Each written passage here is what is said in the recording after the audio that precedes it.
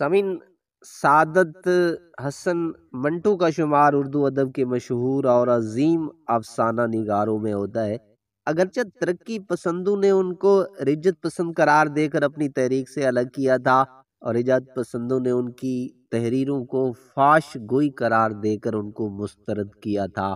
منٹو کا خیال تھا کہ جب تک زندگی کی مکروہ صورتوں کو سامنے نہ لاؤ اور عوام کو ان کی زبان میں انہی کے زخم نہ دکھاؤ تو یہ معاشرہ کبھی اصلاح پذیر نہ ہوگا۔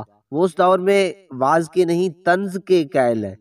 ان کا خیال تھا کہ برہنہ معاشرے کو برہنہ گوئی سے زج کیا جا سکتا ہے۔ ایک بار شورش کاشمیری نے ان کی کسی فیچر پر تعارفی نوٹ میں لکھا کہ منٹو مومن کی طرح سوچتے ہیں اور کافر کی طرح لکھتا ہے، تو وہ بہت خوش ہوئے اور کہا کہ یہ بات تم نے ٹھیک لکھی ہے۔ سعادت حسن منٹو لکھتے ہیں کہ ایک مرتبہ میں شدید گرمی کے مہینے میں ہیرا منڈی چلا گیا۔ جس گھر میں گیا وہاں کی نئکا 2 عدد ونڈو ایئر کنڈیشن چلا کر اپنے اوپر رضائی اوڑھ کر سردی سے کپ کپا رہی تھی۔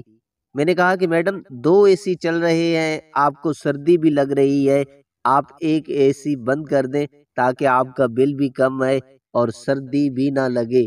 تو وہ مسکرا کر بولی کہ اساں کیڑا ہے بل اپنی جیب وچوں دینا ہے۔ منٹو کہتے ہیں کہ کافی سال گزر گئے اور مجھے گجرانوالا اسسٹنٹ کمشنر کے پاس کسی کام کے لیے جانا پڑا۔ شدید گرمی کا موسم تھا، صاحب جی شدید گرمی میں بھی پینٹ کوٹ پہنے بیٹھے تھے اور 2 ونڈو ایئر کنڈیشنر فل آب و تاب کے ساتھ چل رہے تھے۔ صاحب کو سردی بھی محسوس ہو رہی تھی۔ میں نے کہا کہ جناب ایک اے سی بند کر دیں تاکہ بل کم آئے۔ تو صاحب بہادر بولے اساں کیڑا ہے بل اپنی جیب وچوں دینا ہے۔ منٹو لکھتے ہیں کہ میرا ذہن فوراً ہیرا منڈی والی نائکا کی طرف چلا گیا۔